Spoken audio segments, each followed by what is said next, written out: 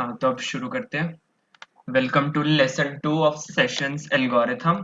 तो और अब जैसे पिछले सेशन में हमने पढ़ा था, वो वो पीडीएफ खोली माना। Yes sir. हाँ, तो जैसे पिछले सेशंस में हमने देखा था, दो टाइप के एल्गोरिथम होते हैं, आइटरेटिव और रिकर्सिव। तो आइटरेटिव पार्ट हम तो कंप्लीट कर चुके, जिसमें हमने फॉर लूप मतलब लूप्स की वो देखी थी वर्किंग, और टाइम कॉम्प्लेक्सिटी निकाल रही थे। ठीक है। हाँ जी सर। अब आते हैं रिकर्सिव पर। रिकर्सिव पे ये पार्ट समझा दिया था मैंने कि कैसे फंक्शंस अपने आप को ही कॉल करते हैं। ठीक है। और बड़ी प्रॉब्लम्स को छोटी प्रॉब्लम में वो करते हैं कन्वर्ट। तो इसमें हमारे तीन मेथड थे। सब्स्टिट्यूशन मतलब टाइम कॉम्प्लेक्सिटी कैसे निकालते हैं, substitution method, recurrence tree method और मास्टर्स थ्योरम। तो सब्स्टिट्यूशन कंप्लीट हो चुका था, तो अब हम रिकरेंस ट्री मेथड पर आगे बढ़ते हैं। तो रिकरेंस ट्री मेथड पर आ जाओ मानो। कहाँ पर? रिकरेंस वो एक बार से रिकर्शन ट्री एल्गोरिथम मेथड है ना। Tree method. Okay sir. हाँ जी सर। हाँ, तो फिर उसमें अब हम आगे बढ़ते हैं। जैसे हमने सब्स्टिट्यूशन मेथड में देखा था, हम मतलब फॉर्मूला बनाकर हम सब्स्टिट्यूट कर रहे थे। टी एन माइनस वन को सब्स्टिट्यूट किया टी एन माइनस टू। इस मेथड में क्या होता है, हम ऐसा कुछ फॉर्मूला नहीं बनाएंगे। बस ये है कि हम ट्री मतलब एक तरह से ग्राफिकल देखेंगे कि कैसे फंक्शन परफॉर्म हो रहा है। तो जैसे फर्स्ट स्टेटमेंट पे आ जाओ। ये जो T T N, N equal to हाँ हाँ two T N by two plus C. हाँ, तो जैसे ये एक उन्होंने क्वेश्चन में दे दिया कि टी एन जो है वो two T N by two मतलब दो बार आपका रिकर्शन कॉल हो रहा है, जो कि एन बाई टू पर मतलब डिवाइडिंग वाला। ठीक है। और यस सर। प्लस से डिनोट कर रहा है कि एक तरह से कॉन्स्ट जो बाकी के इंस्ट्रक्शंस है ना, वो कांस्टेंट वो ले रहे हैं टाइम। ठीक है। यस तो सर। सी को क्या एक तरह से वो मान लो प्रिंट स्टेटमेंट, क्योंकि प्रिंट भी हमारा कांस्टेंट वो लेता है टाइम। तो सी को अभी के लिए सिर्फ प्रिंट स्टेटमेंट मान लो। और तो नीचे ग्राफ दिखेगा, C T N by two और टी एन बाई टू,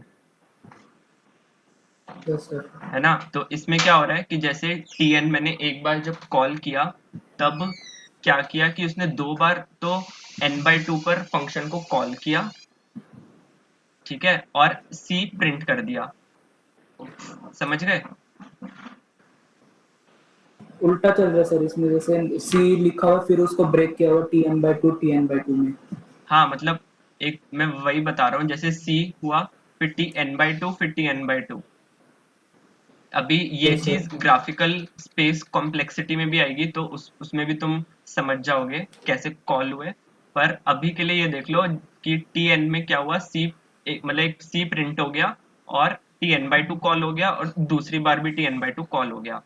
फिर नेक्स्ट ग्राफ में आओगे, तो उसमें क्या हुआ कि अब हम लेफ्ट वाला जो टी एन बाई टू है ना, उसको एक्सपेंड किया हमने। दिख रहा है। Yes sir. तो हमने लेफ्ट यस। वाले ग्राफ को जब एक्सपेंड किया, मतलब टी एन बाई टू को एक्सपेंड किया, तो सी प्रिंट हो गया दोबारा। और फिर हमने टी एन बाई फोर और T N by four call किया। Yes sir. ठीक है। तो ऐसे ही जब हमने हर एक मतलब हमने टी एन बाई टू को भी खोला, और टी एन बाई फोर को भी मतलब आगे सब प्रॉब्लम्स में डिवाइड करते गए, तो लास्ट में हमारे पास जैसे हम टी एन बाई एट पर आए, टी एन बाई एट पर आए, फिर हम ऐसे करते करते टी वन तक आ जाएंगे। Yes sir. ठीक है। तो अब देखो जैसे ये लास्ट वाले पार्ट में क्या दिखा रखा है। फर्स्ट लाइन में तो एक बार सी हुआ मतलब प्रिंट, यस सर। है ना। और थर्ड वाली लाइन में देखो, दो बार प्रिंट हो रहे हैं ना सी, हाँ यस सर। है ना। और फिफ्थ वाली लाइन में चार चार बार बार। सी प्रिंट हो गया। तो ऐसे अगर हम हर लेयर पे देखें, तो फर्स्ट लेयर पे तो टोटल वर्क डन सी आ गया, क्योंकि एक ही बार हुआ प्रिंट। अब थर्ड लेयर पे हमारे पास टोटल वर्क डन टू सी मतलब दो बार प्रिंट हुआ ना। हाँ ऐसे जी सर। चार बार प्रिंट हुआ, फिर आगे जब हम बढ़ेंगे तो आठ बार प्रिंट होगा, फिर 16 बार। तो ये हमने एक पैटर्न देख लिया कि हर एक लेयर पर प्रिंट उसका दुगना हो रहा है। Yes sir. पहली बार 1, फिर 2, फिर 4, 8, 16, फिर ऐसे करते करते। तो नीचे देखो एक वो आया होगा टीएन में रिलेशन, टोटल वर्क डन कितना हुआ पहली लेयर में सी, C+2 C+4 हाँ C+8C। 4C 8C और लास्ट में एनसी। एनसी कैसे, क्योंकि हमारा जो लूप है, मतलब जो हम लूप नहीं, जो रिकरेंस है, बार बार कॉल कर रहे हैं फंक्शन को, वो 1 पर आके वो हो जाएगा ना टर्मिनेट बेस कंडीशन पर। तो यस सर। बेस कंडीशन पर जब कब वो होगा टर्मिनेट, जब टी एन बाई एन होगा, यस क्योंकि सर। अभी तो टी एन हुआ, फिर T N by 2, N by 4, N by 8, तो लास्ट में होगा जब एन बाई एन होगा। तो ये चीज हमने देखी, तो हमारे पास एक पैटर्न आ गया सी, मतलब नीचे जो वो आ रहा होगा इक्वेशन, उसमें सी कॉमन निकाल लिया और 2 की पावर 0 प्लस 2 की पावर 1, तो उसमें वो दिख गया होगा, वो बन रही है जीपी। Yes sir. ठीक है, तो अब हमारे पास कितनी टर्म्स हो गई, ये 2 की पावर 0 से 2 की पावर k तक जा रहा है, और इसमें हमने के n, जो nc है ना, के n को एज्यूम कर लिया कि 2 की पावर k है। Okay sir. ठीक है, n को मान लिया 2 की पावर k है वो, तो हमने देखा तो टोटल टर्म्स हो गई हमारे पास k प्लस 1, यस सर। है ना। तो जब हम जीपी का इसमें फॉर्मूला लगाएंगे तो लास्ट में हमारे पास आएगा c, मतलब c तो कॉमन है क्योंकि वो है कांस्टेंट टाइम, और 2 की power k plus 1 minus 1। Yes sir. GP का फॉर्मूला लगा के ये आ गया। अब ये देखो कि हमारे पास 2 की पावर k प्लस 1 माइनस 1 है, और हमें आउटपुट मतलब n के टर्म्स में चाहिए ना टाइम कॉम्प्लेक्सिटी, तो अब हम k को n के टर्म्स में लाना चाहते हैं। तो हमने पहले एज्यूम कर रखा था कि n क्या होगा हमारा 2 की पावर k, यस सर। तो इस 2k प्लस 1 को मैं लिख सकता हूँ 2 की power k into 2, yes sir. 2n-1। है ना। तो हमारे पास फिर आ यस। जाएगा c 2n-1। अब ये जो n है ये हमारा लीनियर है, मतलब 2n-1 लीनियर हुआ, तो टाइम कॉम्प्लेक्सिटी हमारी आ जाएगी ऑर्डर ऑफ n, मतलब बिग O ऑफ n। सही। Yes sir. ठीक है।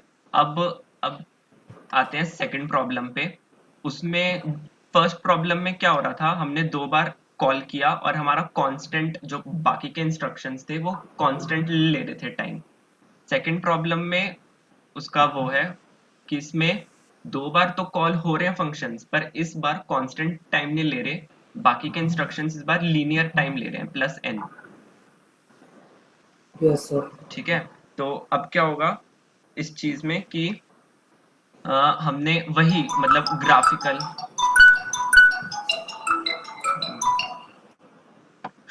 कंटिन्यू करूं। Yes sir. हाँ, तो अब क्या होगा ग्राफिकल में कि इस बार c की जगह n होगा, n। सर एक कॉल आ रहा है मेरे को, अर्जेंट लग रहा है। ठीक है, तो फिर कोई और इतने वो कर लो कोऑर्डिनेट, मानव म्यूट कर लो। हाँ, कोई है थोड़ी देर के लिए जो कोऑर्डिनेट करना चाहे,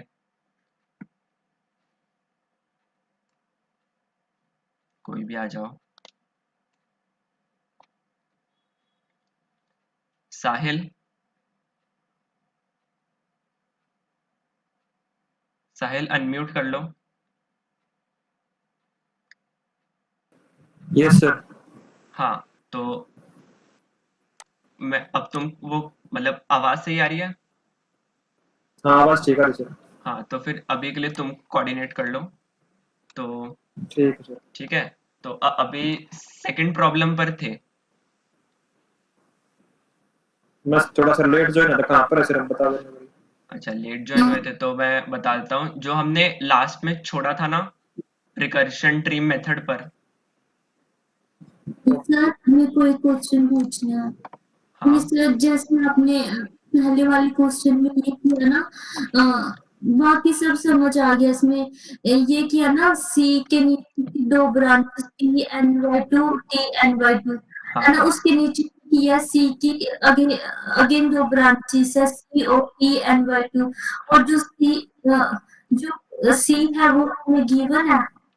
नहीं, सी क्या है, एक तरह से हमारा कांस्टेंट टाइम है। जैसे ऐसे मान लो कि जो फंक्शन है ना, वो 2 बार n/2 मतलब अपने फंक्शन को कॉल कर रहा है n/2 पर, और सी हमारे है कांस्टेंट टाइम। जो बाकी की इंस्ट्रक्शंस होंगी ना फंक्शन में, वो हमारी यस सर। कांस्टेंट टाइम ले रही है। तो एक तरह से मैंने मान लिया कि जो सी है वो मेरा प्रिंट स्टेटमेंट है, प्रिंट, वो भी तो हमारा नीचे कांस्टेंट टाइम लेती है। जो नीचे वाले क्वेश्चन में हमने सी, जैसे इसमें सी की अलग ब्रांच बना रखी है। अच्छा है, हाँ क्योंकि सी कांस्टेंट है इसलिए उसको अलग से ले रखे है ना। हाँ, मतलब सी ओके। प्रिंट हो रहा है और फिर वो दो बाकी को वो कर रहा है, फंक्शन को कॉल। ठीक है। ठीक है, ओके। और किसी को कोई डाउट?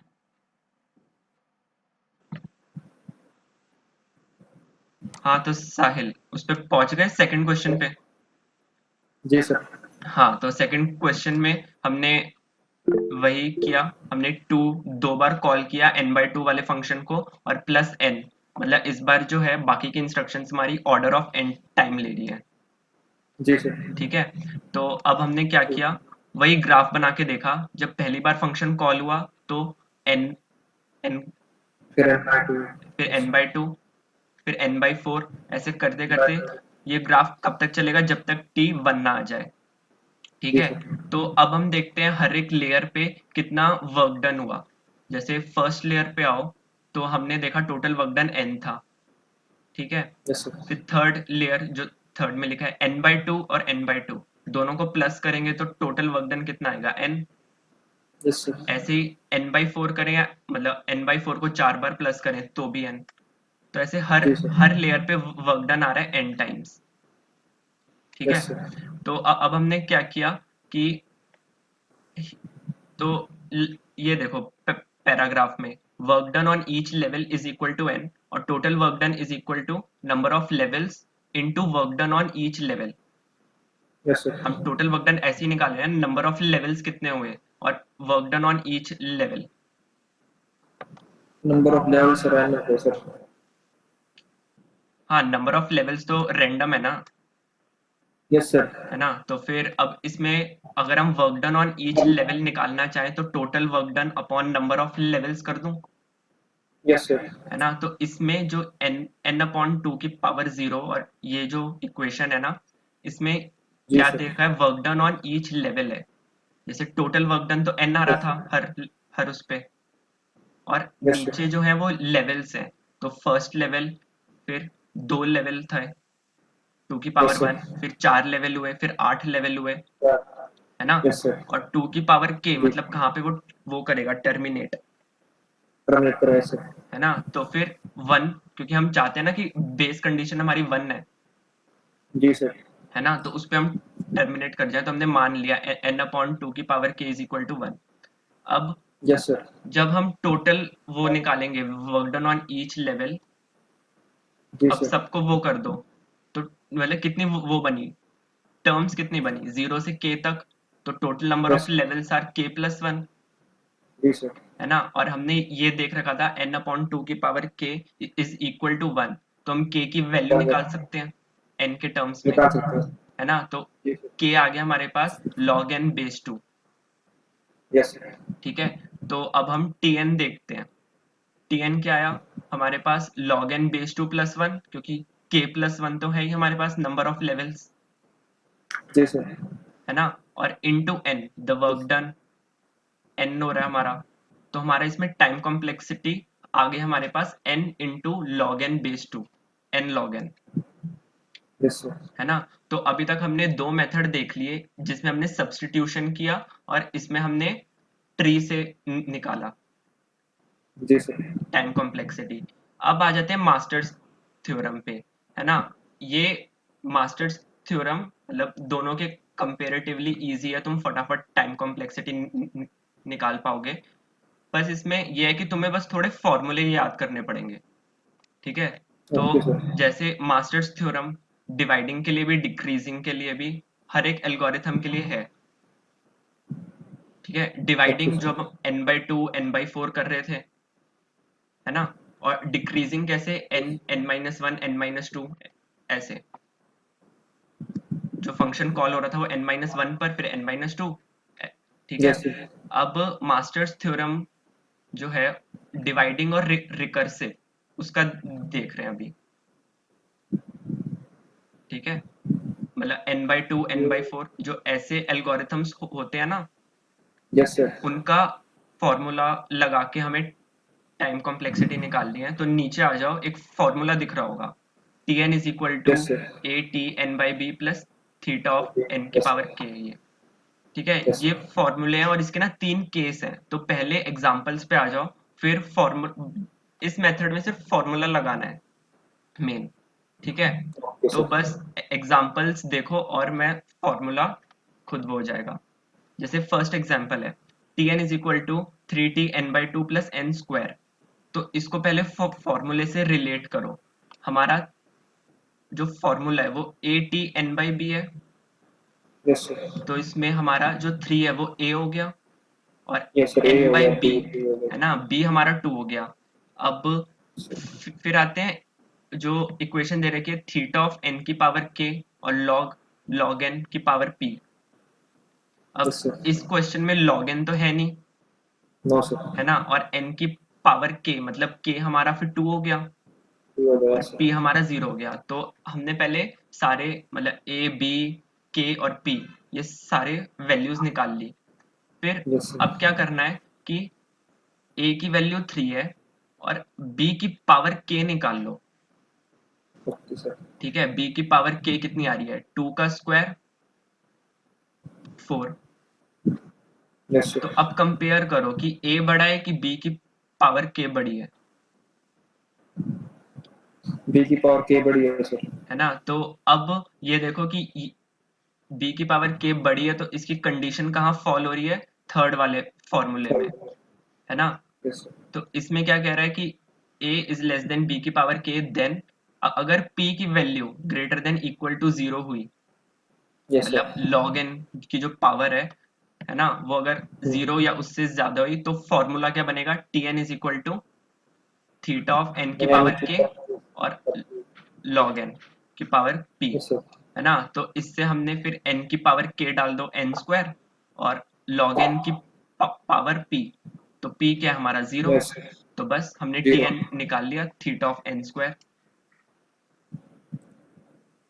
Yes, sir. ठीक है। तो ऐसे केस में बस तुम्हें ये जो फॉर्मूले है ना उनको देखना है, और मेन चीज है बस इसमें a और b की पावर k, वो Yes, sir.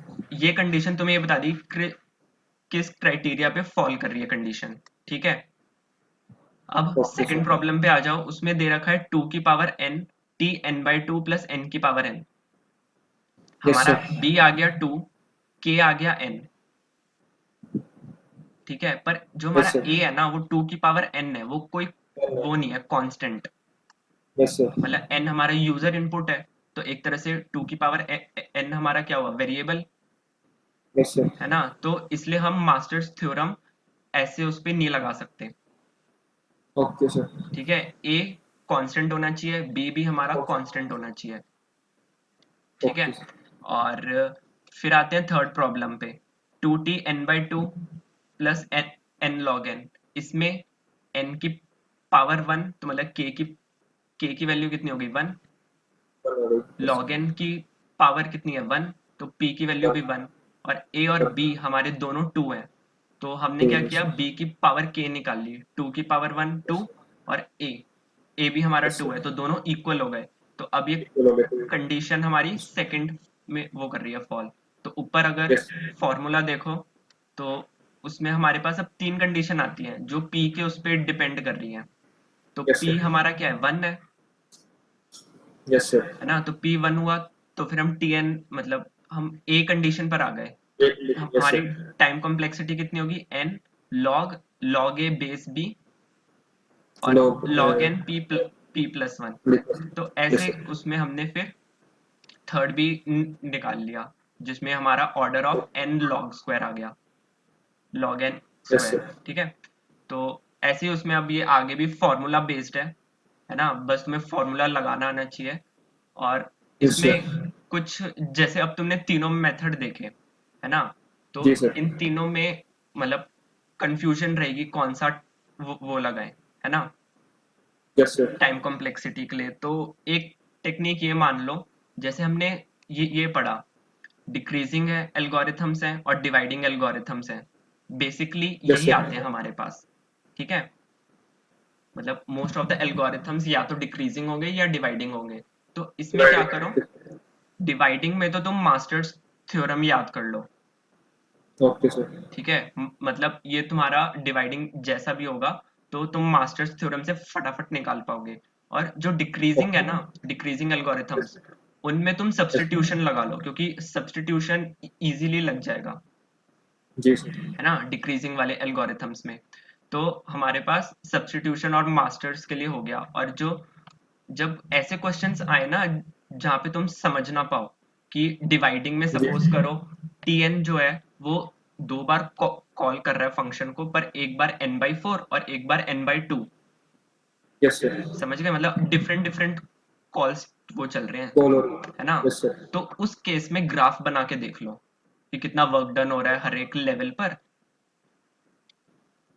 Yes sir. ठीक है। तो यहाँ पे तुम्हारा एक टाइम कॉम्प्लेक्सिटी वाला जो लेसन 1 था वो कंप्लीट हो चुका। अब यहाँ से सुहानी कंटिन्यू करेगी, जिसमें तुम स्पेस, उस पे स्पेस कॉम्प्लेक्सिटी चलेगा। Okay sir. मेरी आवाज आ रही है?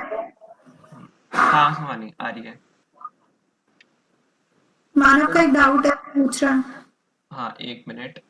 सर थीटा एंड बिगो में डिफरेंस, मानव थीटा और बिगो में डिफरेंस ये रहेगा, जैसे जो थीटा है वो हमारा एवरेज केस निकालता है ना।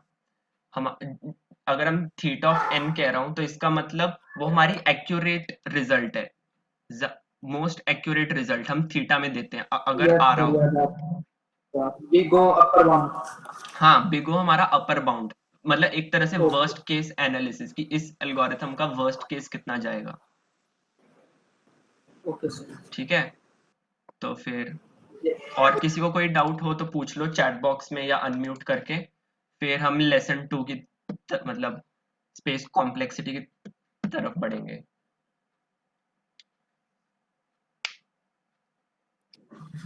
ठीक है सुहानी, फिर कंटिन्यू कर। ठीक है, अच्छा मैं एक लिंक भेज रही हूँ, सभी वो ओपन कर लो।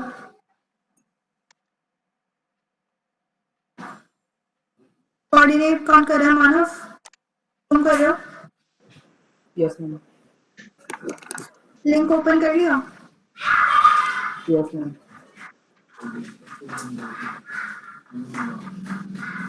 तो मानव ने कर लिया, तो मैं समझ रही हूँ कि सबने कर ही लिया होगा ओपन। तो अब तक टाइम कॉम्प्लेक्सिटी आपने देखा कैसे एनालाइज करते हो आप किसी भी एल्गोरिथम की, एंड अब हम देखेंगे स्पेस कॉम्प्लेक्सिटी। तो मानव, स्पेस कॉम्प्लेक्सिटी से आप क्या समझते हो? मतलब कोई आइडिया जो क्या होगा? जो एल्गोरिथम जितना स्पेस लेगा रैम में। हाँ, तो स्पेस कॉम्प्लेक्सिटी बेसिकली कोई भी एल्गोरिदम से मैं या फिर अपने प्रोग्राम से जब भी मैं प्रॉब्लम को सॉल्व कर रही हूँ तो उसको एग्जीक्यूट करते हुए कितना मेरा मेमोरी यूज हो रहा है। एंड अब मेमोरी दो हो सकती है, एक तो जो इनपुट मेरे पास अगर कोई भी एरे है या कोई और डेटा स्ट्रक्चर है तो एक इनपुट वाली मेमोरी, एंड दूसरा जो एल्गोरिदम अपना एक्स्ट्रा स्पेस यूज कर रहा है विद इन एग्जीक्यूशन। तो वो जो एक्स्ट्रा स्पेस एल्गोरिदम यूज करता है उसको हम ऑक्सिलरी स्पेस बोलते हैं। एंड जनरली हम space complexity with respect to input calculate करते हैं। मतलब जैसे अगर मेरा इनपुट है n एलिमेंट्स का, कुछ भी हो सकता है, मतलब एरे, अगर एक मेरे पास एक एरे है n एलिमेंट्स का, एंड अब अपने एल्गोरिदम में अब उस n इनपुट के रिस्पेक्ट में क्या मुझे और n एक्स्ट्रा वेरिएबल्स यूज करने पड़ रहे हैं? अगर मुझे और n एक्स्ट्रा वेरिएबल्स यूज करने पड़ रहे हैं तो स्पेस कॉम्प्लेक्सिटी में O of big O of n लेकर चलूंगी। अगर उस एल्गोरिदम में मुझे इनपुट के रिस्पेक्ट में कुछ कांस्टेंट वेरिएबल्स लेने पड़ रहे हैं, सपोज एक वेरिएबल लेना पड़ रहा है या दो या 10 या 20 जितने भी, लेकिन वो कांस्टेंट है, भले ही मेरा इनपुट 20 है, 1000 है, 10,000 है, मुझे वेरिएबल्स कांस्टेंट लेने पड़ रहे हैं तो उसको हम बिग O ऑफ 1 मानकर चलते हैं। और ऐसे ही आगे जो भी मेरा एक्स्ट्रा स्पेस होगा उसके हिसाब से कैलकुलेट करते हैं। तो वही दो टाइप्स के एल्गोरिथम्स होते हैं, आइटरेटिव और रिकर्सिव। तो दोनों का वन बाय वन हम देखेंगे कैसे कैलकुलेट करते हैं। तो फर्स्ट टाइम एग्जांपल कॉम्प्लेक्सिटी और स्पेस कॉम्प्लेक्सिटी दोनों मतलब बिग ओ से रिप्रेजेंट करते हैं। आप दोनों से कर सकते हैं, मतलब बिग ओ बेसिकली हम इसलिए यूज करते हैं क्योंकि एक अपर बाउंड दे देता है हमें। वैसे आप उससे भी कर सकते हो थीटा वगैरह से, बट अपर बाउंड से हमें थोड़ा ये हो जाता है कि मैक्सिमम कितना यूज होगा, और मैक्सिमम जानकर ही तो मतलब ज्यादा बेनिफिट होगा ना हमें। मिनिमम कितना लग रहा है किसी भी प्रॉब्लम को सॉल्व करने में, उससे तो कुछ बेनिफिट नहीं होगा।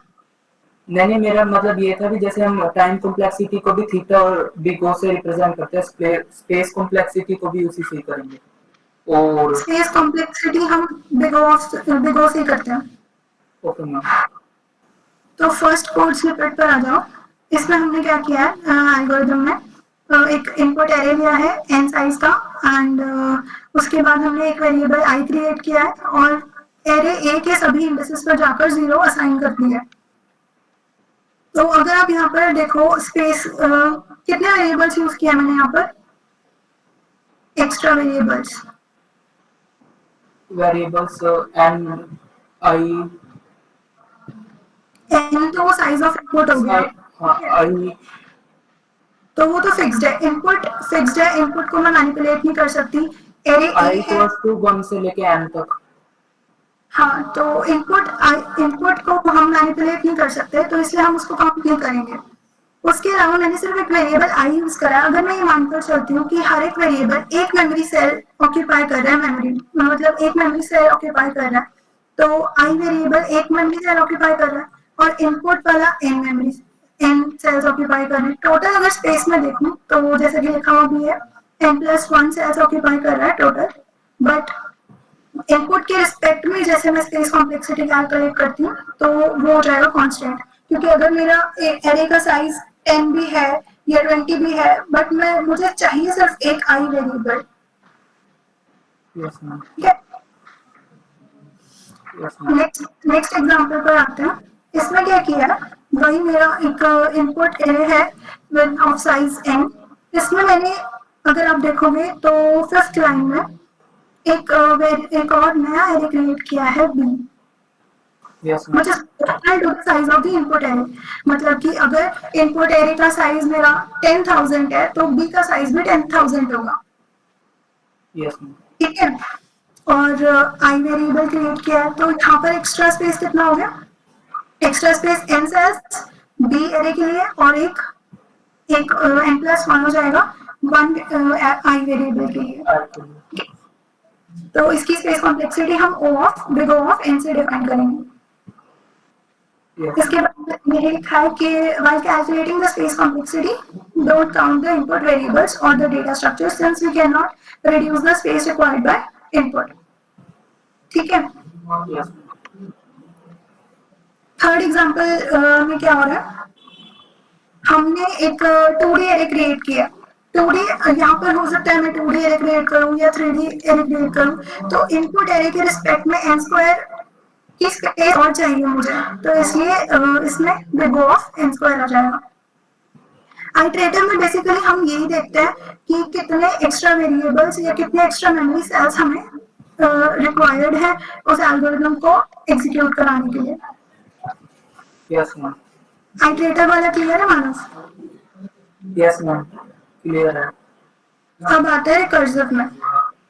रिकर्जन में जैसे आपने टाइम कॉम्प्लेक्सिटी कैलकुलेट करते हुए देखा था कि हम रिकर्जन ट्री बनाते हैं, है ना? Yes ma'am. यहाँ पर फर्स्ट कोड स्निपेट पे आ जाओ। इसमें क्या कर रहा है, मेरा एल्गोरिथम एक n इनपुट ले रहा है और अगर अच्छा इसमें बेस कंडीशन क्या होगी मानव? बेस कंडीशन मतलब मतलब कि कहाँ पर आकर मेरा रिकर्जन स्टॉप हो जाएगा। अगर ये कंडीशन जो भी होगी वो ट्रू हो जाएगी। या इसमें देखा if n is equals to 1, जब मेरा कोड चलेगा कि an-1 और n को प्रिंट कर देगा।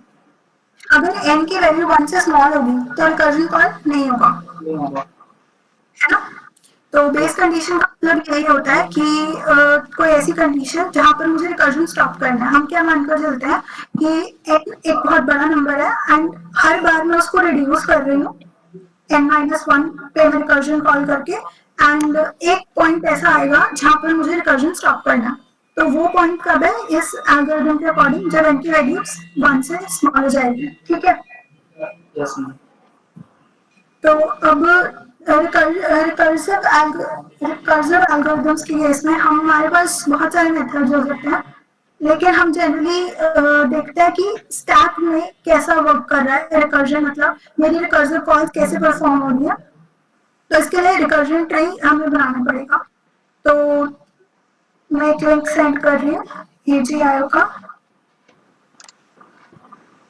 उस पर आ जाऊँ।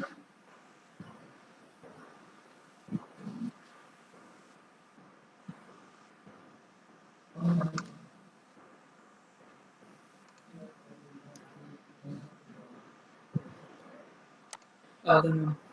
आ गए, इस पर सभी आ गए।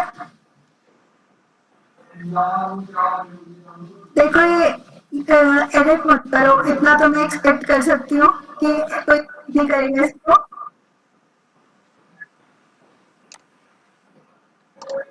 जो भी ड्राइंग कर रहा है प्लीज बंद कर दो, फिर हम ढंग से फिर समझा भी पाएंगे। हाँ, मानव इस वाले में मैंने क्या किया कि हर बार मैं एक n-1, अगर मेरा इनपुट n है तो मैं n-1 पे रिकर्जन कॉल कर रही हूँ और साथ में प्रिंट करा रही हूँ उसके बाद, मतलब 2 ऑपरेशंस परफॉर्म हो रहे हैं, ठीक है। हाँ जी। तो इस पे आ जाओगे AGIO पे, अगर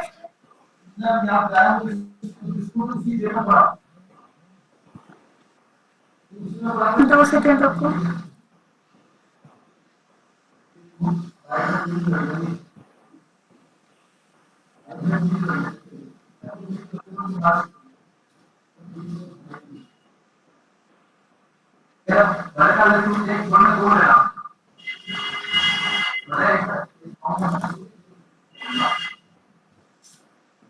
ये जो अभी नया लिंक भेजा ना, इस पर आ जाओ और प्लीज अब याद कोई वो मत करो, एडिट मत करना।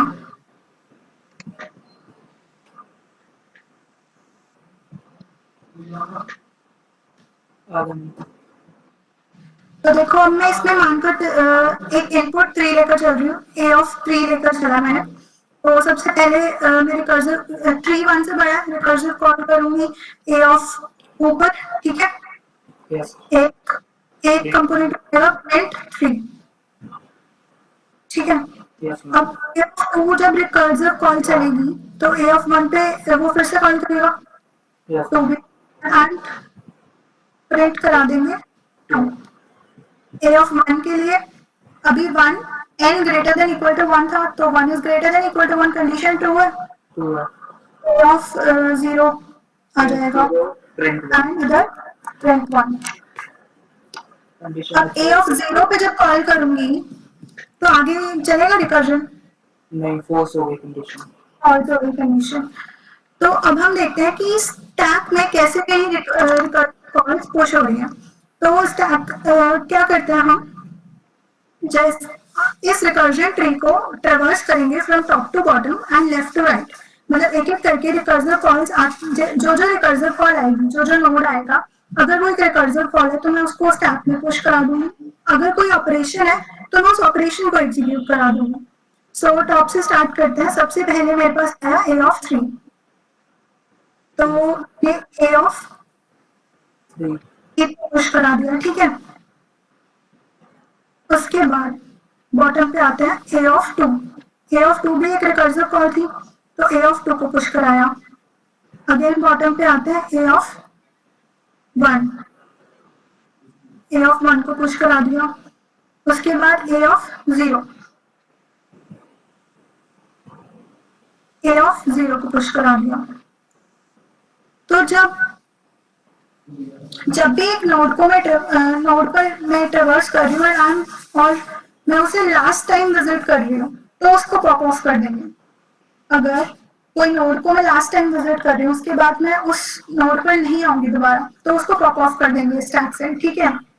तो अब टॉप टू बॉटम हो गया, लेफ्ट टू राइट ट्रेवर्स करना स्टार्ट करते हैं। A of 0 लास्ट टाइम आ रहा है, इसके बाद कभी A of 0 नहीं आएगा, तो इसको पॉप ऑफ कर देंगे स्टैक से।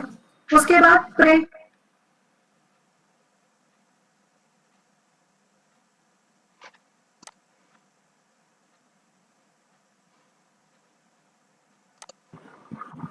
फिर आ गया प्रिंट 2, आउटपुट में 2 प्रिंट करा, a of 2 pop of again क्योंकि इसको भी लास्ट टाइम विजिट कर रहे हैं, देन आ जाएगा प्रिंट 3, आउटपुट में आ गया 3, and finally a of 3 last time visit हो रहा है, a of 3, मेरा स्टैक एम्प्टी हो गया। ठीक है, यस मैम। ये समझ आया स्टैक में कैसे हम पुश कर रहे हैं एंड पॉप ऑफ कैसे कर रहे हैं। यस मैम, ये तो आ गया। ठीक है, तो अब आपने देखा कि इसमें जब मैंने ए ऑफ 3 के लिए करा था तो 4 सेल्स ऑक्यूपाई करे इसमें स्टैक के, मतलब जो हाइट डेप्थ थी स्टैक की वो 4 थी। ठीक है, यस मैम।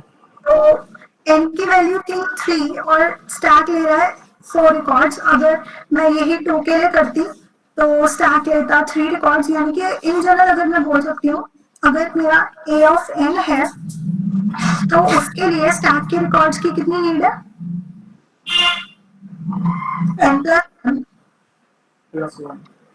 ठीक है, अब हम ये मान के चलते हैं कि हर एक स्टैक रिकॉर्ड एक कांस्टेंट स्पेस ऑक्यूपाई कर रहा है, तो टोटल स्पेस जो हाई डेप्थ है स्टैक की वो n+1 थी, टोटल स्पेस जाएगा n+1 इंटू के। अब लेसन पर आ जाओ फिर से पीडीएफ पर, एक स्टैक वाला let's see how recursion works वाला पढ़ना। Let's see how recursion works and what is the order in which these functions are called and what output is printed. In order to analyze this, we need a stack. All the recursive cores of A will be pushed onto the stack. Initially, we start from A3 and traverse the recursion tree from top to bottom and left to right. Whenever you visit a node and if that node is a function call, then push it to the stack, or if it is an operation, then execute that operation. Whenever we visit a node last time and it is a function call, we pop the function call from the stack. ठीक है, ये समझ आ गया, वही सारा operation समझ आया जो अभी मैंने AGIO पे दिखाया था आपको। ठीक है, Yes, ma'am. और ये दिखा रखा है बस कि स्टैक में कैसे कैसे क्या क्या पुश हो रहा है और पॉप हो रहा है एंड प्रिंट कैसे हो रहा है, आउटपुट आ जाएगा। तो इसमें स्टैक मेथड में हम ये करते हैं कितने नंबर ऑफ स्टैक रिकॉर्ड्स हैं वो देख लेते हैं एंड हम ये मानकर चलते हैं हर एक स्टैक रिकॉर्ड एक कांस्टेंट स्पेस ले रहा है, suppose k, and total recursive calls multiplied by that constant space taken by each recursive call, उससे हम स्पेस कॉम्प्लेक्सिटी निकाल लेते हैं। अच्छा, आपने ये देखा कि जो टोटल रिकर्सिव कॉल्स थी वो तो हमें वैसे भी पता चल रही थी। अगर मैं सिर्फ रिकर्जन ट्री को देख लेती कि आप रिकर्जन ट्री को देखकर बता सकते हो ना कि टोटल रिकर्सिव कॉल्स कितनी थी। Yes, ma'am. 4. तो ये यहीं से पता चल रहा था स्टैक मेथड की क्या नीड पड़ी। यही मतलब कि मैंने स्टैक में पुश करा, पॉप करा और उसके बाद देखा कि कितने रिकॉर्ड्स वो ले रहा है। यहाँ से भी तो कर सकते हैं ना। Yes, ma'am. कर तो सकते थे। बट इसमें क्या होता है कि कई बार रिकर्सिव कॉल्स ज्यादा होती हैं एंड हम सेम ही ऑपरेशन को रिपीट कर रहे होते हैं। इसमें तो कोई रिपीटेशन नहीं थी, बट कई बार रिपीटेशन होती है, तो उस रिपीटेशन की वजह से रिकर्सिव कॉल्स बढ़ जाती हैं लेकिन स्टैक रिकॉर्ड्स नहीं बढ़ते। तो इसलिए हमें स्टैक मेथड जरूर देखना है एक बार कि हर स्टैक में कैसे कैसे पुश हो रहा है, कैसे कैसे पॉप हो रहा है। ठीक है, एक सेकंड एग्जांपल देखते हैं। अब इसमें बेस कंडीशन वही है n greater than equal to 1। हम क्या करेंगे, n-1 पे कॉल करेंगे, फिर प्रिंट कराएंगे n को और फिर से n-1 पे कॉल करेंगे। इस बार क्या हो रहा है, 2 बार रिकर्सिव कॉल्स हो रही है हर एक लेवल। इसका रिकर्जन ट्री देखो आप, a of 3 अगर मैं लेकर चलती हूँ तो a of 3 से a of 2 पर कॉल हुआ, a of 2 print 3 and again a of 2, तो मतलब a of 2 2 बार आ रहा है। एक बार देखो,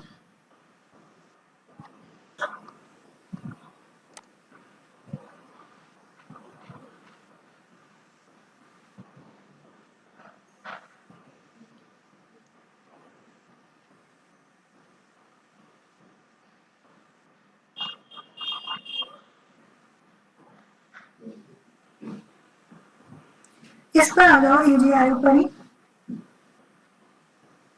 व्हाइट बोर्ड में यूज करना चाहिए जैम बोर्ड, वो इजी है इससे। हाँ, थैंक्स फॉर सजेशन। तो अभी भी हम ए ऑफ 3 मानकर चल रहे हैं। इधर से मैंने ए ऑफ 2 पर कॉल किया, ठीक है, प्रिंट कराया 3 एंड अगेन ए ऑफ 2 पर कॉल किया। फिर ए ऑफ 2 को एक्सपैंड कर देंगे। 3 में क्या क्या आएंगे? A1 1 2 print 2 and A1 again. A1 again. Print 3 को तो ऑपरेशन है, एक्सपैंड नहीं कर सकता। अगेन ए ऑफ 2 को इधर से एक्सपैंड कर दोगे, ठीक है। इधर फिर ए ऑफ 1 को एक्सपैंड करोगे ए ऑफ 0 में, प्रिंट 1 एंड A0। प्रिंट 1 और ए ऑफ 0। इधर से फिर से ए ऑफ 1। अब मैं इतना एक्सपैंड कर रही हूँ सिर्फ, वो उधर A2 को आप वैसे ही एक्सपैंड कर लेना जैसे इधर वाला A2 हुआ, ठीक है। Yes ma'am. अच्छा, इसमें रिकर्सिव कॉल्स देखो, ए ऑफ 3 के लिए कितने रिकर्सिव कॉल्स करनी, ए ऑफ 2 के लिए बताओ। अच्छा, अभी सिर्फ कितने रिकर्सिव कॉल्स करनी पड़ेंगी? मान लो अभी मेरा सिर्फ ये वाला पार्ट नहीं है, ए ऑफ 2 के लिए मैंने कॉल किया, तो मुझे टोटल रिकर्सिव कॉल्स कितनी करनी पड़ रही है? एक A1 पे जा रहा है, एक A0 पे जा रहा है, फिर वो दोबारा A1 पे कर रहा है, एक A0। हाँ, तो काउंट करो ना कितने रिकर्सिव कॉल्स होंगे। ए ऑफ 2 1, फिर ये ए ऑफ 1 2 3 4 5 6 7 7 बन रही है ना। यस मैम, ये P1 and A0। Yes ma'am. P1 की बात नहीं कर रही हूँ मैं, सिर्फ रिकर्सिव कॉल्स देखना है। ये वाला A2 पे A1 और A0 पहले। देखो, एक तो ये हो गया यस मैम। फर्स्ट, सेकेंड ये वाला, A1। फोर्थ, फिफ्थ ये, six and 7, total 7 recursive calls हो गई ए ऑफ 2 के लिए। Yes ma'am. तो ए ऑफ 2 के लिए 7 रिकर्सिव कॉल्स थी। अगर ए ऑफ 1 के लिए मैं देखूँ तो कितने रिकर्सिव कॉल्स है? सिर्फ इस पार्ट को देख लो। एक A1 के लिए 2 रिकर्सिव कॉल है। इस फर्स्ट कॉल को भी तो काउंट करोगे? यस मैम, 3 हो गए। 3 हो गए। कुछ पैटर्न दिख रहा है आपको इस दोनों में, इन दोनों में? 1 7 3। 2 के लिए 7 था, 1 के लिए 3 है। कुछ पैटर्न ऑब्जर्व कर सकते हो? 1 + 2 2 + 4, 2 की पावर में ऐड हो रहा है। मतलब जैसे 1 के लिए था 3 है तो 1 + 2, 2 के लिए फिर 2 की पावर 2 ऐड कर देंगे। नहीं बोल रहा। ये देखो 2 के लिए आप देखो 8 - 1 7 है ना? 8 - 1 7 और 4 - 1 3। अब देखो तो n के लिए क्या हो रहा है? 2 की पावर n + 1 - 1, 2 की पावर n + 1 - 1। ये total number of recursive calls हो रही है। तो मैंने पिछले अभी जब मैंने पूछा था कि अगर मैं सिर्फ रिकर्सिव कॉल्स काउंट कर लूं तो उससे भी तो निकाल सकते हैं स्पेस कॉम्प्लेक्सिटी। तो इसका मतलब तो इसकी स्पेस कॉम्प्लेक्सिटी 2 की पावर n + 1 मतलब एक्सपोनेंशियल स्पेस कॉम्प्लेक्सिटी हो गई इसके अकॉर्डिंग, तो अगर हम देखें, है ना? Yes ma'am. बट एक बार स्टैक को देखते हैं, स्टैक में कैसे जाएगा। अब इतनी अगला लेसन पर रिवर्स करना स्टार्ट करते हैं। सबसे पहले ए ऑफ 3 को नीचे स्टैक जो बनाया हुआ है उसको देखो। सबसे पहले एम्प्टी था, उसके बाद ए ऑफ 3 को पुश कराया, डाउन ए ऑफ 2 को पुश कराया, top to bottom left to right reverse करें, फिर ए ऑफ 1 के बाद ए ऑफ 0, ठीक है। Yes ma'am.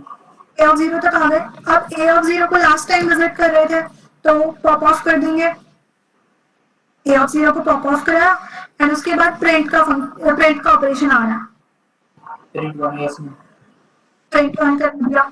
फिर अब ए ऑफ 0 को फर्स्ट टाइम एनकाउंटर कर रहे हैं, इसको पुश कराया हमने, yes ma'am, again A of 0 को लास्ट टाइम विजिट कर रहे हैं, पॉप ऑफ करा दिया। समझ पा रहे हैं? एजीआईओ को दिखाऊंगा एक बार, एजीआई ओके करा दूंगा मैम, इसका कंफ्यूजन हो रही है क्योंकि प्रीव्यू कर रहे हैं। रुको रुको,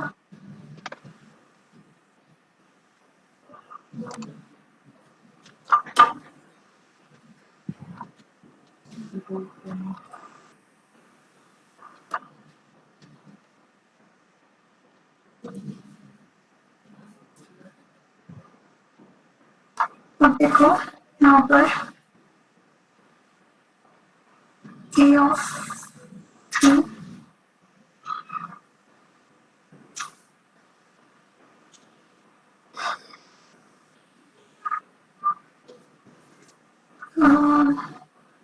A of 3, A of 2, A of 1, इस A of 2 के साथ में print 2 and A of 1. A1 को फिर से एक्सपांड कर देंगे 3 पार्ट्स में, A of 0 वाली कॉल, print 1 कराना and A of 0 फिर से, इस A of 1 को 3 में एक्सपांड करेंगे, A of 0 and A of 0. यहाँ पर फिर आ रहा है print 3 का and A of 2 को और फर्दर एक्सपांड कर सकते हो। अब स्टैक को देखते हैं। सबसे पहले हम आए A of 3 पे, A of 3 को पुश कराया, ठीक है, डाउन आएंगे A of 2 पे, A of 2 को पुश कराया, अगेन डाउन आएंगे A of 1, A of 1 कराया, A of 0 को फर्स्ट टाइम विजिट कर रहे थे, A of 0 को मैंने पुश करा दिया। अब जब ऐसे विजिट करेंगे तो A of 0 last time visit हो रहा है, पॉप करा दो उसको। नेक्स्ट ऑपरेशन बताओ क्या होगा? P1 लेफ्ट टू राइट जाएंगे, हाँ P1 प्रिंट करा दिया, A of 0 एनकाउंटर हुआ फर्स्ट टाइम, यस मैम, फिर से A of 0 को मैंने पुश करा दिया, ओके लेफ्ट टू राइट जाएंगे, लास्ट टाइम एनकाउंटर हो रहा है, पॉप करा दिया। अब A of 1 को भी लास्ट टाइम एनकाउंटर कर रहे हैं, A of 1 को भी पॉप करा देंगे, फिर प्रिंट 2 ऑपरेशन आ गया, मैंने आउटपुट में 2 प्रिंट करा दिया। अब फिर से मैं A of 1 फर्स्ट टाइम जा रही हूँ, A of 1 मैंने पॉप करा, पुश करा था, yes ma'am, A of 0 again push, ऐसे लेफ्ट टू राइट जाएंगे, A of 0 last time visit हो रहा था, पॉप हो गया, प्रिंट 1 का ऑप्शन फिर से आ गया, ठीक है, 1 to 1 प्रिंट हो चुका अब तक आउटपुट में। अब इस A of 0 को मैं फर्स्ट टाइम विजिट कर रही हूँ, अगेन पुश कराया, यस मैम, इसको करूंगी तो पॉप करा दूंगा, लास्ट टाइम विजिट हो रहा है,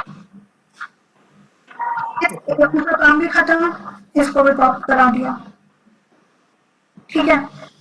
इस A2 को मैं पूरा ट्रेवर्स करके आ चुकी हूँ, तो इस A2 को भी पॉप ऑफ कर देंगे। अब प्रिंट 3 वाला ऑपरेशन मैंने एनकाउंटर किया आपने, तो 3 प्रिंट करा दिया। अब आता है A of 2, सॉरी यहाँ पे गलत लिखा हुआ है, A of 2 आएगा यहाँ पे, एंड इस A of 2 को ऐसे ही आप एक्सपैंड करोगे तो आप देख रहे हो कि हर बार A of 0 उसी सेम पोजीशन पे आ रहा है, जब भी मैं पॉप करा रही हूँ, या फिर A of 1 her bar same position पर आ रहा है, ऐसे ही अब A of 2 भी यहाँ पर आ जाएगा, और अब फर्दर इसको मतलब जैसे अभी लेफ्ट वाला पार्ट किया ना, वैसे ही राइट वाले को कर देना, ठीक है। यस मैम, टोटल स्टैक की डेप्थ मेरी 4 ही है, अगर n की वैल्यू 3 थी तो टोटल स्टैक की डेप्थ 4 ही है, चाहे मैं कितने ऑपरेशन कर रही हूँ या फिर कितने भी रिकर्सिव कॉल्स लगा रही हूँ या एनकाउंटर कर रही हूँ, ठीक है।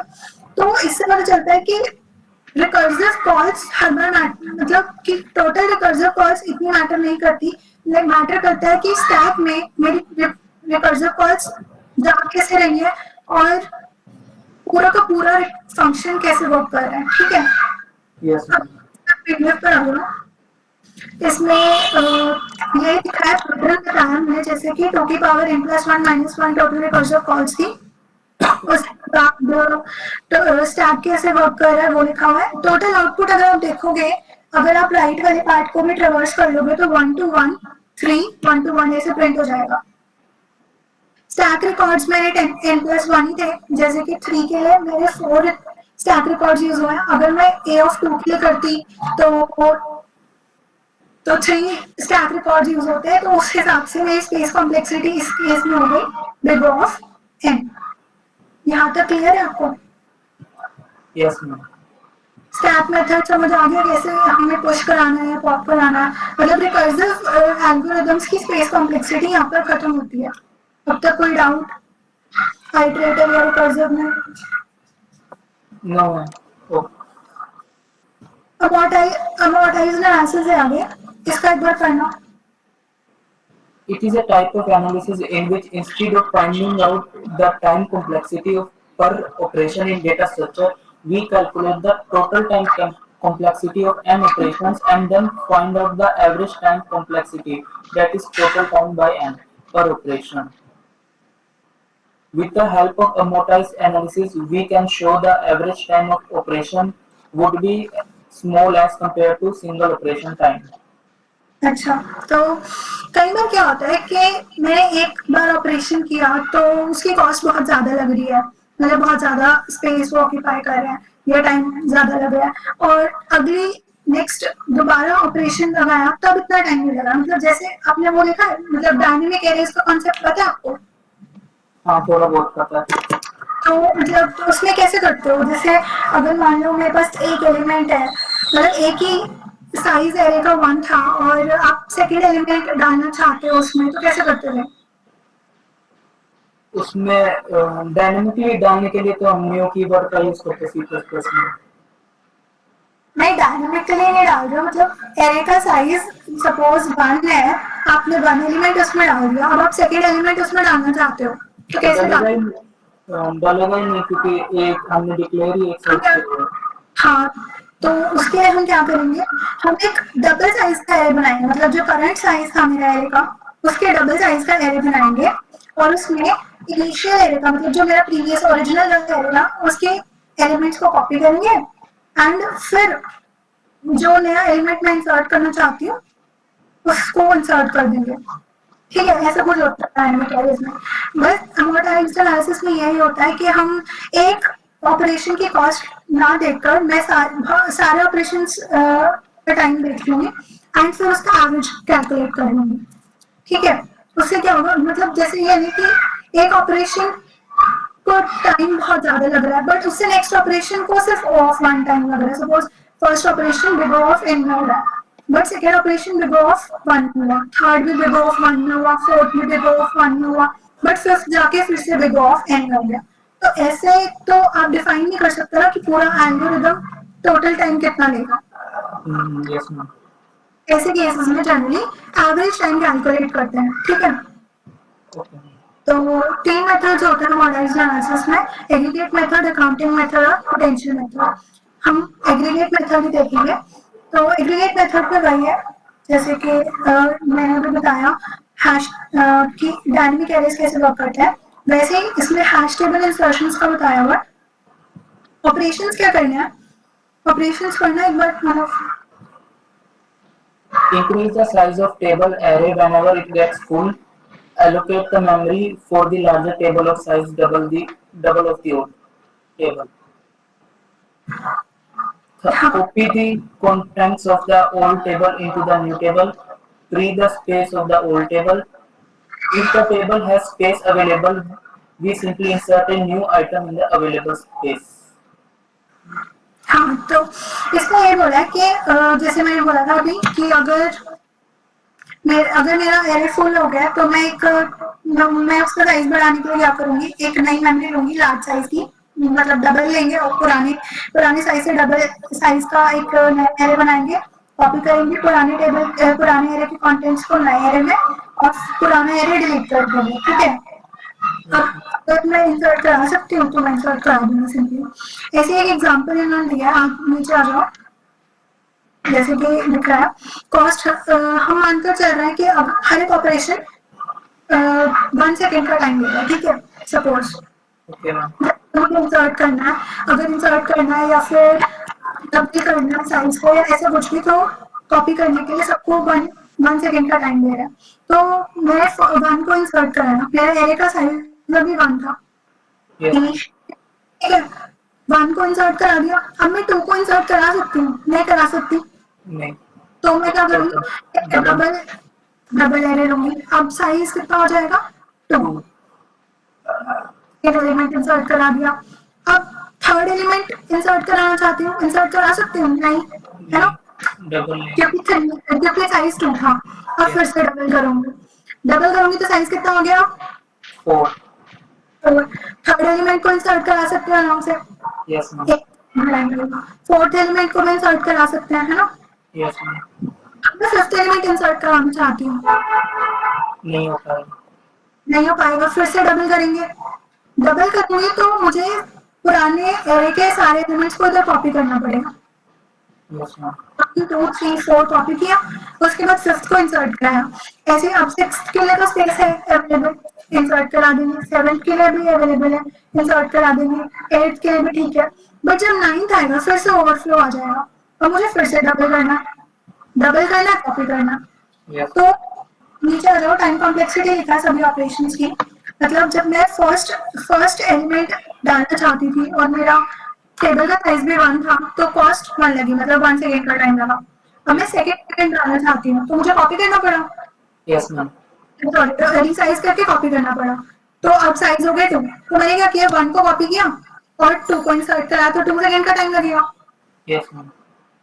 अब थर्ड एलिमेंट इंसर्ट कराना चाहती हूँ, इसमें भी मुझे रिसाइज करके कॉपी करना पड़ेगा। तो मैंने क्या किया, एक नया एरे बनाया, 1 2 कॉपी किया तो 2 सेकेंड का टाइम, और 3 को डाला तो 1 सेकेंड का टाइम, तो टोटल 3 सेकेंड्स का टाइम हो गया। Yes ma'am. ठीक है, ऐसे करते करते आगे भी लिखा हुआ है, एक बार वो देख लो, उसमें कोई डाउट नहीं है कि कितना टाइम लग रहा है, कॉस्ट देख लेना एक बार। इसमें जैसे थर्ड टाइम पे हमने जब कॉपी कराया, पहले 1 2 को इकट्ठा कराएंगे या फिर अलग अलग ही लेंगे? जैसे 1 को पहले कॉपी किया, फिर 2 को कॉपी किया तो 2 सेकंड, और एक 3 को डाला फिर मतलब 3 सेकंड लगे। हाँ ऐसे, हाँ ऐसे ऐसे आगे जब मैंने 9th एलिमेंट कॉपी कराना था तो मुझे क्या करना पड़ा, डबल करना पड़ा साइज, तो मैंने 16 कर दिया साइज। अब 8 एलिमेंट्स को मैं कॉपी करूंगी तो 8 सेकेंड्स का टाइम, और 9 को डालूंगी तो 1 मोर सेकेंड, तो टोटल टाइम हो गया 9 सेकेंड्स, ठीक है। एक्स टोटल कॉस्ट मैं निकालती हूँ तो 1 + 2 + ये इसका एवरेज लूंगी और मानकर चल रही हूँ कि मैं n टाइम्स ये ऑपरेशन परफॉर्म कर रही हूँ। तो अब क्या किया है, सारी की सारी जो जैसे ये लिखा, we can simplify the above series by breaking, सारी के सारे 2 3 5 ये जो बड़े नंबर्स थे इनको ब्रेक कर दिया। 2 को 1 + 1, 3 को 1 + 2, 5 को 1 + 4, तो इससे मेरे पास 1 2 4 8 ये लिख रहा है, जीपी बन गया। Yes ma'am. इससे ये जीपी बन गया और आप इसको सम निकाल लोगे और ये फर्स्ट n टाइम्स 1 तो आ ही रहा है, ठीक है। Yes ma'am. तो ये 1 2 4 कितने टर्म्स हो गए, कैसे मतलब लोग इसमें लिखा हो लोग? ये आखिर ये जाएगा कि हम मानकर चल रहे हैं कि ये एक kth टर्म तक जा रहा है, where 2 की power k is n, okay. तो वहां से ये आ जाएगा। Okay ma'am. सम निकाल लोगे जीपी का, प्लस n, जीपी का सम 2n + n divide by n, तो अमोर्टाइज्ड कॉस्ट आ रही है इसकी 3। बट जब जबकि हम वो देख रहे थे कि एक बार ऑपरेशन मतलब अगर n की वैल्यू 9 थी तो 9 आ रहा था टाइम, n की वैल्यू 3 थी तो टाइम 3 आ रहा था, जबकि n की वैल्यू 4 में टाइम 1 ही आ रहा था सिर्फ। तो ऐसे डिफरेंस कर पा रहे थे। तो अब इस केस में हमने अमोर्टाइज्ड कॉस्ट निकाली है जो कि कांस्टेंट आ रही है, तो इसलिए बिग O ऑफ 1 लिख सकते हैं उसको। आगे लिखा है वर्स्ट केस इसका। वर्स्ट केस पढ़ना एक बार। Worst case ON, if there are n elements in a table of size n, then inserting another element would cause generating a table of size 2n, and then copying all the n elements into the new table, which would cause the time complexity to be n. अगर मैं अगर मैं इसको आगे आगे continue करते चली जाऊँ n तक, तो मैं लिखूंगी कि nth एलिमेंट पर मुझे टोटल n मतलब अगर मैं n+1 एलिमेंट डालना चाहती हूँ तो 2n साइज का एरे बनाना पड़ेगा सबसे पहले। उसके बाद फर्स्ट एलिमेंट्स को कॉपी करना पड़ेगा। उसके बाद फिर मैं n+1 एलिमेंट इंसर्ट कराऊंगी, तो टाइम कॉम्प्लेक्सिटी इस केस में बिग O ऑफ n आ जाएगी। ये इसका वर्स्ट केस होगा। सो दैट्स इट मेरी साइड से इतना ही था। कोई डाउट आपको स्पेस कॉम्प्लेक्सिटी में या टाइम कॉम्प्लेक्सिटी में कोई भी लगा हो तो? ठीक है, ये इसमें 3 ये थे, hash tables, play trees and different sets, ये क्या है? क्या? हाँ, 2 सेकंड रुको।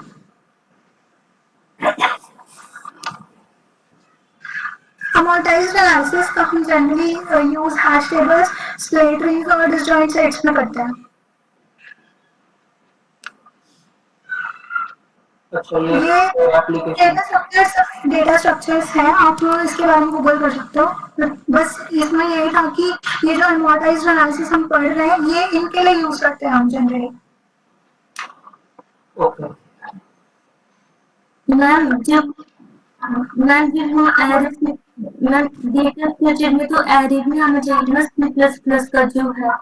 नॉर्मली किसी भी लैंग्वेज में जो एरे होता है, जैसे पाइथन में तो अभी तक मीन्स ऐसा एरे वाला कंसेप्ट था। यहाँ पे क्या वो पढ़े नहीं थे, तो मीन्स ये थोड़ा टफ लग रहा है, तो उसके लिए थोड़ा हमें गूगल करके देखना चाहिए ना। मतलब क्या कह रहे हो आप? मैं कह रही हूँ कि जो ये आप जो ये डेटा स्ट्रक्चर पढ़ा रहे हो, ये मीन्स स्टैक का पता, जैसे आपने बताया कि स्टैक ही हाँ, है। उसके लिए आप बेसिक एक बार थोड़ा C++ का पढ़ लो, क्योंकि एल्गोरिदम वाला ये पूरा कोर्स हम मतलब C++ में ही कराएंगे। मानकर चल रहे हैं कि आपको बेसिक्स ऑफ C++ तो आता ही होगा। ओके ठीक है। ठीक है। आरती, ये जो इसमें तुमने बोला पाइथन और C++ का, मैं पहले एक डाउट क्लियर कर देता हूँ। जो जो इंटरव्यूअर होता है ना, वो अगर सपोज करो तुम सिर्फ प्रोग्रामिंग लैंग्वेज जो हो तुम प्रोजेक्ट के हिसाब से लेते हो। अगर वेब डेवलपमेंट कर रहे हो तो जावास्क्रिप्ट पे जाओगे या कोई भी वेब डेवलपमेंट वाली लैंग्वेज, है ना। डेटा एनालिसिस कर रहे हो तो पाइथन का यूज करोगे, है ना। अब जो इंटरव्यूअर है वो क्या सोचेगा कि तुम्हें पहले C++ आनी चाहिए, है ना। उसके लिए तुम्हें बेसिक्स पता होने चाहिए कि एरेज क्या होती है, स्टैटिक एरे होती है और डायनामिक एरे होती है ना। तो स्टैटिक एरेज तो हम सीधा अभी तक हम डिक्लेयर करते हुए आ ही रहे थे, इंट ARR स्क्वायर ब्रैकेट्स, वो हमारी स्टैटिक एरे है। पर ये जो हमने अभी पढ़ा स्पेस में एमोर्टाइज्ड एनालिसिस, ये चीज बताती है कि अगर तुम्हें कोई चीज, जैसे C++ में एक लाइब्रेरी है वेक्टर, जिसे हम डायनामिक एरे यूज करते हैं ना, वेक्टर, वो वेक्टर जो है ये इस बेसिस पे ये एमोर्टाइज्ड एनालिसिस जो है ना, इस पे जुड़ा हुआ है।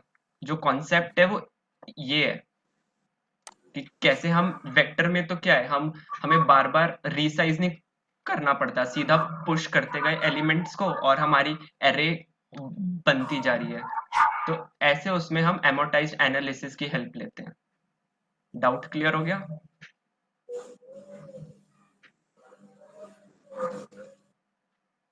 तो और किसी को वैसे तो बेसिकली टाइम और स्पेस कॉम्प्लेक्सिटी बस यही हमारा थियोरिटिकल पार्ट था। अगले सेशन से पूरा कोडिंग पार्ट होगा जिसमें तुम्हारा लीनियर सर्च, बाइनरी सर्च, जितनी भी सॉर्टिंग की टेक्निक्स हैं या सर्चिंग टेक्निक्स हैं उसके बारे में डिस्कस करेंगे। बस जो मेन थ्योरी थी ना एल्गोरिथम्स की, वो यही थी कि कैसे तुम अपनी टाइम कॉम्प्लेक्सिटी निकाल सकते हो या स्पेस कॉम्प्लेक्सिटी, ताकि आगे चल के जितने भी हम एल्गोरिथम्स पढ़े ना उसको एक तरह से हम मैनेज देख सकें कि हाँ ये हमारा एफिशिएंट है। वीडियो लेसन 1 की देखी थी किसी ने? नहीं, वो अभी तक इनको शायद लिंक शेयर नहीं, मतलब ओपन नहीं हुआ। तो ऐसा होगा कि जैसे जैसे सेशन आगे बढ़ता जाएगा ना तो हम पिछली वीडियोस को हम एक्सेस दे देंगे। तो अब जैसे तुम्हारा ये टाइम और स्पेस हो चुका तो तुम्हें टाइम कॉम्प्लेक्सिटी वाली वीडियो अब आ जाएगी समझ, अगर किसी को भी कोई डाउट रहा हो या किसी ने भी रिवाइज किया होगा ना तो क्लियर हो जाएगा। और हाँ, जो हमने एक चीज और दो चीजें पढ़ी थी, आइटरेटिव और रिकर्सिव, है ना। तो एक एल्गोरिथम्स में एक पार्ट है कि अगर तुम इस रिकर्सिव कोई भी एल्गोरिथम अगर रिकर्सिव बना रहे हो ना उसको हम आइटरेटिव में भी वो कर सकते हैं कन्वर्ट। ऐसा जरूरी नहीं कि रिकर्सिव ही बनेगा, हम अगर रिकर्सिव एल्गोरिथम को आइटरेटिव में कन्वर्ट कर देते हैं ना तो उसको कहते हैं हम डायनामिक प्रोग्रामिंग, है ना। मतलब नाम से अगर फेमिलियर हो तो डायनामिक प्रोग्रामिंग बस इसी चीज को कहते हैं कि रिकर्सिव एल्गोरिथम को आइटरेटिव में कन्वर्ट कर दिया। ठीक है, बाकी और किसी को कोई लेसन 1 लेसन 2 से रिलेटेड डाउट? थ्योरी पार्ट यही कंप्लीट होती है वैसे तो। स्पेस कॉम्प्लेक्सिटी और टाइम कॉम्प्लेक्सिटी कर लेना अच्छे से, क्योंकि आगे जो भी हम एल्गोरिदम्स पढ़ेंगे मतलब हर बार फिर मतलब आएगा कि ये एल्गोरिदम क्यों यूज कर रहे हैं, इसकी टाइम कॉम्प्लेक्सिटी कितनी है, मतलब पूछेंगे आपसे तो फिर वो आपको ही बताना पड़ेगा। इसलिए अच्छे से इसको क्लियर कर लेना।